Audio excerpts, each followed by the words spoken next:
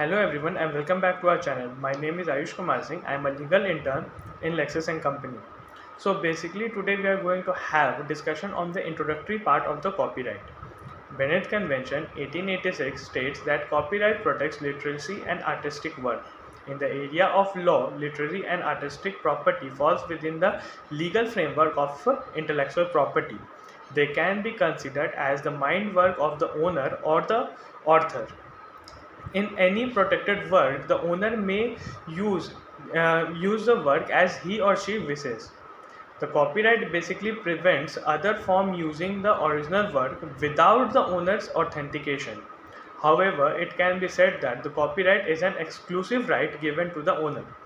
The law of copyright gives us the doctrine of fair dealing.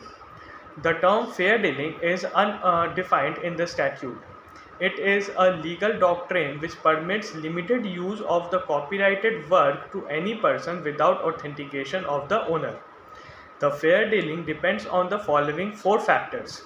The first one is purpose of use, second, nature of work, third, amount of work being used, and fourth, effect of work used on the original one.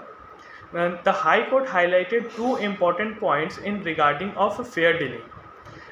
There should be no intention to complete and derive profit from it, and second, unless the motive of infringement is unlawful, it would be considered as fair dealing.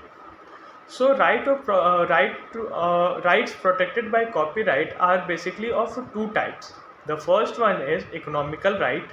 The author of copyright is in the forced work enjoys economical right under section 14 of the act. It allows the owner of the right to transfer or assign other owner for the financial work or royalty based on the purpose of uses of work. The second right is of moral right. Section 56 of the act defines two basic moral rights of an author.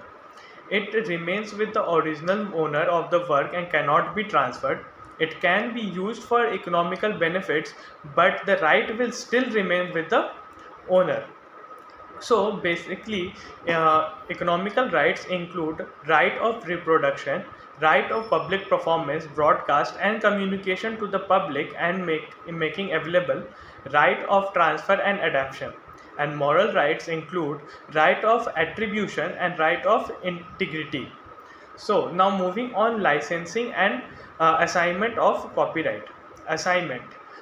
According to section 18 of the Copyright Act 1957, the owner of copyright has the right to transfer his copyright to any person or organization, either partly or wholly.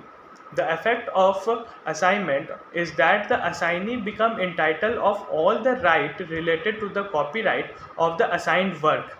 After the assignment of the copyright, the assignee shall be treated as the owner of the copyright and also in respect of unsigned rights. And in line with section 20 of the act, if the assignee dies before the work coming into existence, the legal representative of the assignee will be benefited with the assignment. Now moving on, licensing. It can be classified into two categories. Voluntary licensing according to section 30 of the act. According to the act, owner of copyright may grant the right of permitting license for any existing work or the prospective owner of copyright in any future work by his signed writing or by authorized agent duly by his free will.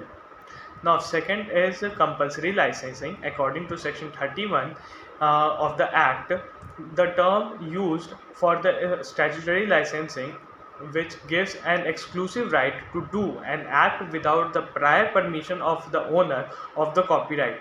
So basically, section 31 provides for compulsory licensing of a copyrighted work which can be withheld for the public. So I hope you find the video informative. So please like, share and subscribe.